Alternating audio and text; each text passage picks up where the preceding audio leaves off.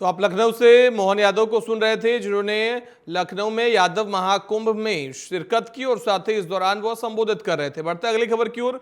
ग्वालियर में कांग्रेस सांसद राहुल गांधी ने भारत जोड़ो न्याय यात्रा निकाली, जिस दौरान उन्होंने उपस्थित विशाल जनसमुदाय को संबोधित किया। राहुल गांधी ने कहा कि आज देश में पिछले 40 साल में सबसे ज्यादा बेरोजगारी है। पाकिस्तान के मुकाबले भारत में दोगुनी बेरोजगारी है। हमारे यहाँ बेरोजगार युवा ज्यादा है। वहीं राहुल गांधी ने मोदी सरकार पर निशाना साधते हुए कहा कि नरेंद्र मोदी ने नोटबंदी और जीएसटी लागू करके छोटे व्यवसायों को खत्म कर दिया है।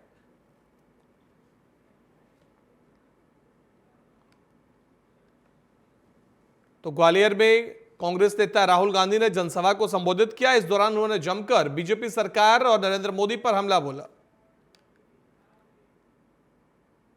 बड़वानी लोकसभा से एक बार फिर से गजेंद्र सिंह पटेल पर बीजेपी ने भरोसा जताया है। गजेंद्र सिंह पटेल का नाम घोषित होने के बाद समर्थकों में खुशी की लहर है। टिकट मिलने के बाद सांसद गजेंद्र सिंह पटेल अपने समर्थकों के साथ सिद्धिविनायक गणेश मंदिर पहुंचे, जहां कार्यकर्ताओं ने मिठाइयां बांटी और जमकर आतिशबाजी की। टीवी 27 न्यूज चैनल के संवाददाता रविंद्र परमार से सांसद गजेंद्र सिंह पटेल से आदिवासी बाहुल्य क्षेत्रों और रेल लाइन को लेकर खास बातचीत की। सुनिए। ने एक बार लोकसभा की पहली सीट जारी की है, जिसमें हमारे साथ गजेंद्र पटेल सिंह जी है सांसद, जिनको दूसरी बार मौका मिला है। आइए जानते हैं सर, पहली आपको फिर से एक बार मौका मिला है, क्या कहें? मैं सबसे पहले तो केंद्रीय नेतृत्व भारतीय जनता पार्टी का आदरणीय नरेंद्र मोदी जी का, हमारे आदरणीय राष्ट्रीय अध्यक्ष आदरणीय जगत प्रकाश नड्डा जी का और हमारे गृह मंत्री आदरणीय अमित शाह जी का हृदय से आभार व्यक्त करता हूँ कि उन्होंने दूसरी बार मध्य प्रदेश की इस खरगोन बड़वानी लोकसभा से मुझे प्रत्याशी बनाया है। ये विश्वास भारतीय जनता पार्टी के कार्यकर्ताओं के प्रति रहा है। मैं पुनः पार्टी के कार्यकर्ताओं की ओर से उनका हृदय से आभार व्यक्त करता हूं और निश्चित तौर पर पिछले 5 साल मैंने कार्यकर्ता के तौर पर इस क्षेत्र में सेवा करने का काम शुरू किया था। पिछले 5 साल रगत कोरोना काल का समय हो या सकारात्मक परिस्थितियाँ हो या अन्य प्रकार की स्थितियों में हमने काम करने का पूरा प्रयास किया है और इसलिए इस कार्यकर्ता की श्रेणी में काम करने के बाद मुझे विश्वास पार्टी ने दिलाया और इसलिए प्राथमिकता के तौर पर हम क्षेत्र में विकास करने के लिए हम क्रम बढ़ा रहे हैं और जो भी हमारे लोगों की जो डिमांड है, मांग है, उसको लेकर आने वाले लोकसभा चुनाव के बाद और केंद्र में आदरणीय मोदी जी के नेतृत्व में 2047 में विकसित भारत जैसा बनेगा, उसमें खरगोन बड़वानी भी विकसित श्रेणी में खड़ा हो, इसकी प्राथमिकताओं के आधार पर हम लोग काम करेंगे। आदिवासी बाहुल्य क्षेत्र से आप आते हैं, ऐसे में पहली प्राथमिकता क्या होगी? निश्चित तौर पर खरगोन बड़वानी आदिवासी क्षेत्र है। प्राथमिकता के तौर पर हम यहाँ पर जो ट्राइबल क्षेत्र है वो पलायन बहुत करता है, इसलिए पलायन को लेकर हमने काम करना शुरू किया है। सिरवेल जैसे दूरस्थ क्षेत्र में हमने स्किल डेवलपमेंट के काम शुरू किए हैं। आत्मनिर्भर बनाने के लिए वहाँ पर सौर ऊर्जा है, पानी की योजना है, हमने तमाम प्रकार के काम शुरू किए हैं और इसलिए आदिवासी समाज भी मुख्य धारा से जुड़ रहा है और उसी के आधार पर हम प्राथमिकता के तौर पर काम करेंगे। आने वाला समय हमारे ट्राइबल समाज हो, अनुसूचित जाति हो, हमारा अन्य प्रकार के वर्ग ये खड़े होंगे और विकसित क्षेत्र में काम करेंगे। रेल की भी काफ़ी समय से खरगोन में मांग हो रही है, क्या कहें? निश्चित तौर पर रेल की मांग है, रेल भी पूरा होगा। आने वाले समय में रेल की प्राथमिकता के आधार पर काम करेंगे और प्रधानमंत्री के प्रति विश्वास है, वो रेल स्वीकृत भी करेंगे और खरगोन बड़वानी को रेल की सौगात भी मिलेगी। ये थे हमारे साथ सांसद गजेंद्र सिंह पटेल, जिन्होंने बताया कि रेल भी आएगी और बहुत सारे विकास के कार्य होंगे। TV 27 news. बढ़ते अगली खबर की ओर। अगली खबर भोपाल से है, जहां लोकसभा चुनाव में बीजेपी ने मध्य प्रदेश से 24 नामों की सूची जारी कर दी है, जिसमें भोपाल से लोकसभा प्रत्याशी आलोक शर्मा को बनाया गया है। जिसके बाद आलोक शर्मा सीएम डॉक्टर मोहन यादव से सीएम हाउस मिलने पहुंचे। वहीं सीएम हाउस से बाहर निकलने के बाद आलोक शर्मा ने कहा कि पूरी दमखम से चुनाव लड़ेंगे। आलोक शर्मा ने कहा कि इस बार कांग्रेस का मध्य प्रदेश में खाता तक नहीं खुलने दिया जाएगा और पूरी 29 की 29 सीटें मोदी जी की झोली में डालने का काम करेंगे।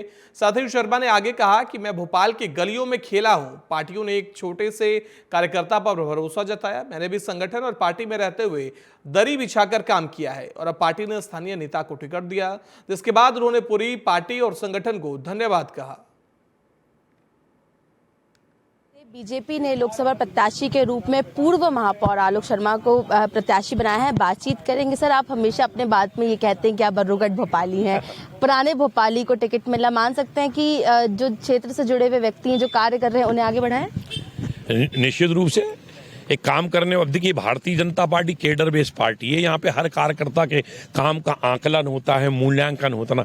देखिए कि मैं भारतीय जनता पार्टी का 1982 में वार्ड अध्यक्ष था, आज वार्ड अध्यक्ष में काम करते करते भारतीय जनता पार्टी ने मुझे भोपाल संसदीय सीट से प्रत्याशी बना दिया है। तो कहीं ना कहीं भारतीय जनता पार्टी में हर कार्यकर्ता के काम का आकलन होता है, मूल्यांकन होता है। मैं केंद्रीय नेतृत्व का, प्रदेश नेतृत्व का बहुत बहुत धन्यवाद देना चाहता हूं कि जिन्होंने मुझ जैसे एक छोटा सा कार्यकर्ता, जमीन पे अनाउंसमेंट करता था, मैं ठेलों के ऊपर, मैं तांगे में अनाउंसमेंट करता था, मैंने साइकिलों पे काम किया है, मैंने दीवारों के ऊपर बाल पेंटिंग की है, मैं संगठन में दरिये बिछाता था। देर हो सकती है पर अंधेर नहीं हो सकती।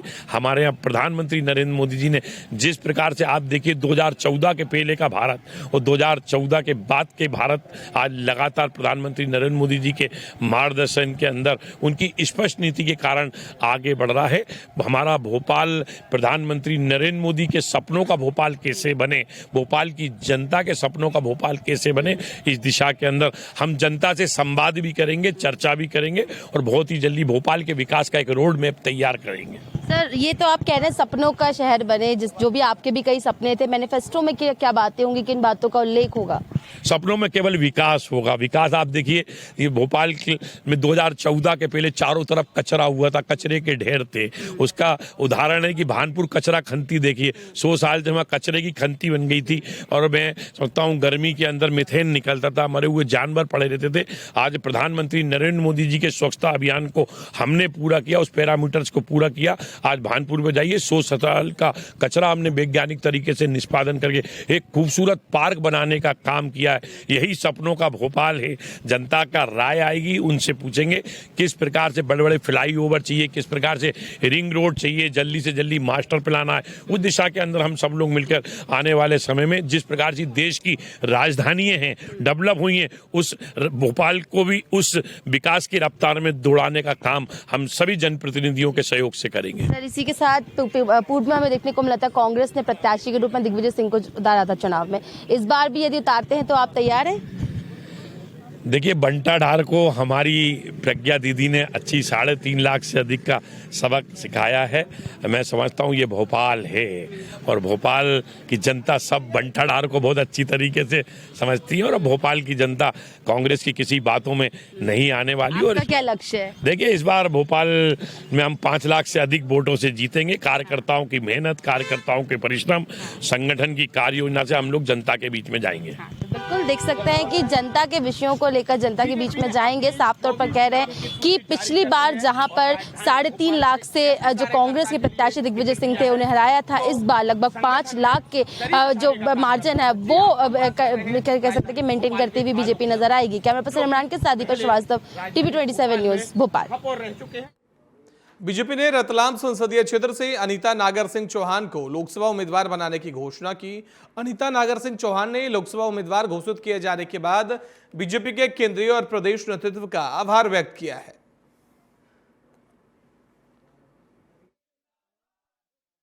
दिया बत्ती करने ही वाली थी, हाथ में माचिस और दीपक था और उतने में लगातार फोन आ रहे थे, तो मैंने पहला फोन उठाया हमारे ही कार्यकर्ता का। तो उन्होंने जब मुझे बधाई दी तो मैंने कहा कि भैया आप मजाक तो नहीं कर रहे हैं, क्या बोल रहे हो? तो उन्होंने कहा कि ये टीवी पे चल रहा है।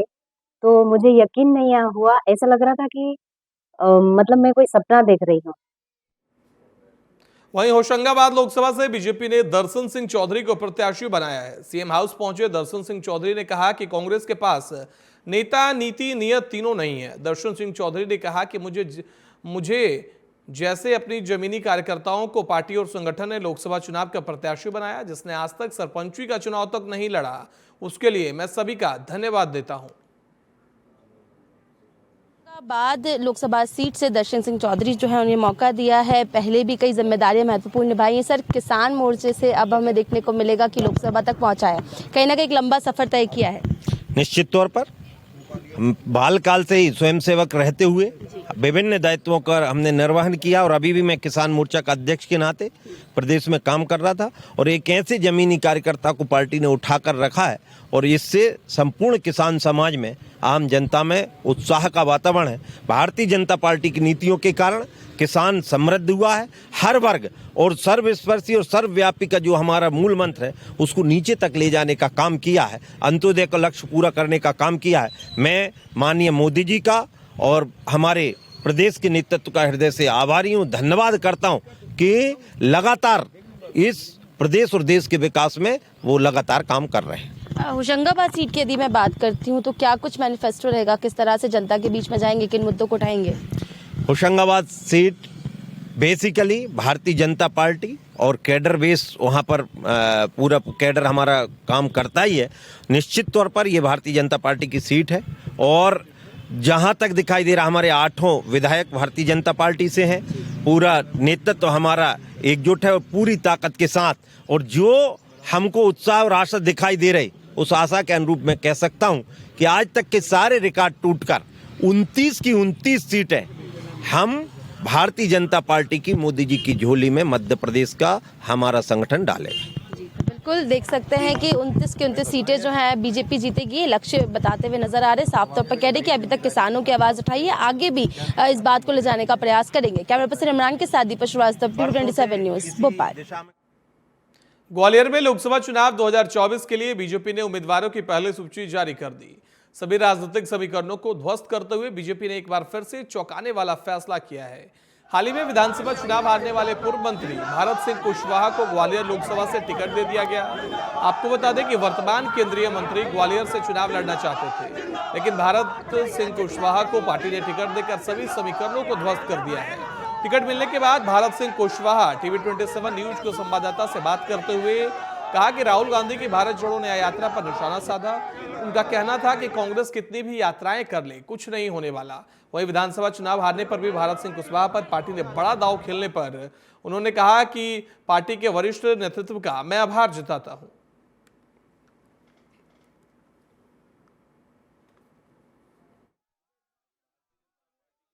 के पास सभी वर्कर कार्यकर्ता हैं, काम करने वाले कार्यकर्ता हैं, इसलिए चुनाव चाहे विधानसभा हो चाहे लोकसभा हो, चुनाव होता है। इसलिए भारतीय जनता पार्टी के जब कार्यकर्ता पूरे जुट जाते हैं तो निश्चित रूप से जनता का आशीर्वाद भारतीय जनता पार्टी को मिलता है। और ग्वालियर की मैं ये विशेष रूप से ये कहना चाहूँगा, ग्वालियर की जनता ने हमेशा भारतीय जनता पार्टी का साथ दिया है, इसलिए फिर भारतीय जनता पार्टी को आशीर्वाद ग्वालियर की जनता देगी, देश की जनता। देश के अंदर कर्मवीर नेतृत्व है प्रधानमंत्री के रूप में नरेंद्र मोदी जी, प्रदेश के अंदर डॉक्टर मोहन यादव जी। निश्चित रूप से संगठन भी हमारा अच्छा है और सरकार भी दोनों अच्छी है, और इनके वजह से, कामों के वजह से जनता के अंदर जो विश्वास है वो भारतीय जनता पार्टी को लेकर है। कांग्रेस पूरी तरह से विश्वास खो चुकी है, इसलिए कांग्रेस अपने आप में कोई भी यात्रा करती रहे, इससे जनता। बुलेटिन में फिलहाल इतना ही। देश दुनिया की बाकी खबरों के लिए देखते रहिए TV27 न्यूज।